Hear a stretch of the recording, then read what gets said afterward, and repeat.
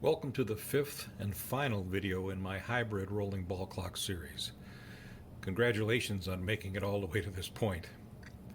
In this video, we'll look at the special 12 o'clock conditions and then wrap up with some final thoughts. I've emptied the chiming ball tray to show the rocking mechanisms. Just like in the timekeeping trays, there is a switch here and a gate here. The gate also has special latching and closing features. The latch is this part right here. At 12 o'clock, all 12 balls pass over the chiming lever. 11 of the balls line up in the tray. The 11th ball tips the switch up.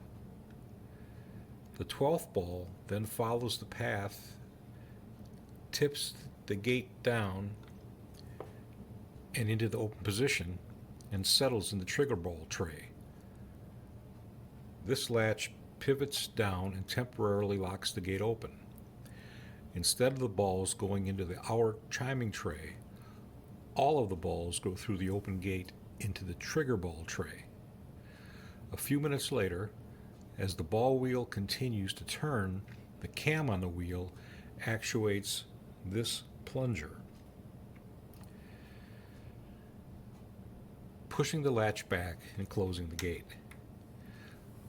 Let's see how that happens. The clock is set to 11:59.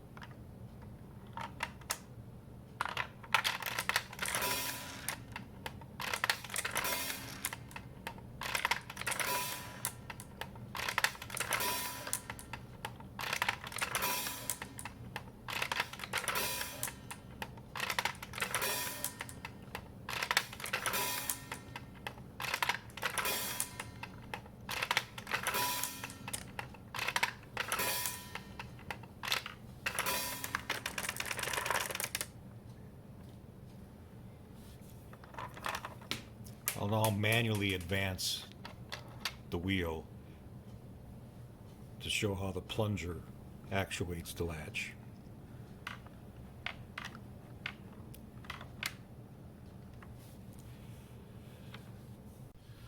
The last thing I want to show you is something that I probably should have started with, and that's this small device here.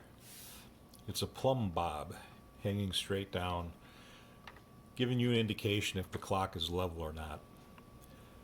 Each leg of the clock has a pair of threaded feet that you can screw in and out to change the level of the clock. All you have to do is make sure the plumb bob is in the center of the little square opening. Well, that's about all there is to see. This has been a fun project to build twice. First virtually on the computer, and then in the real world. It kept me occupied for most of the winter months. My thanks again to Andrew Yates for allowing me to replicate his incredible design and for helping with some of my questions along the way.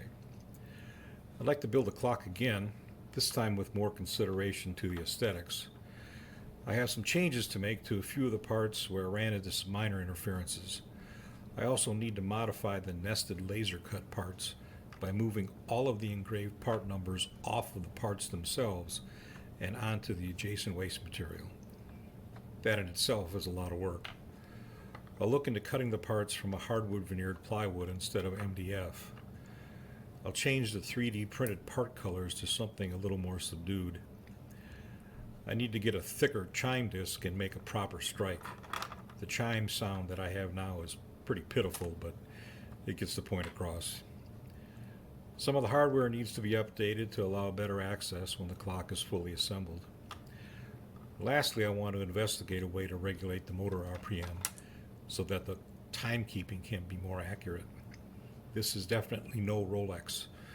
My clock gains about 20 minutes per day. I would guess that swapping out the asynchronous motor with a stepper motor and microprocessor like an Arduino or a Raspberry Pi would keep better time, but I never learned how to write code, so I would need some help with that.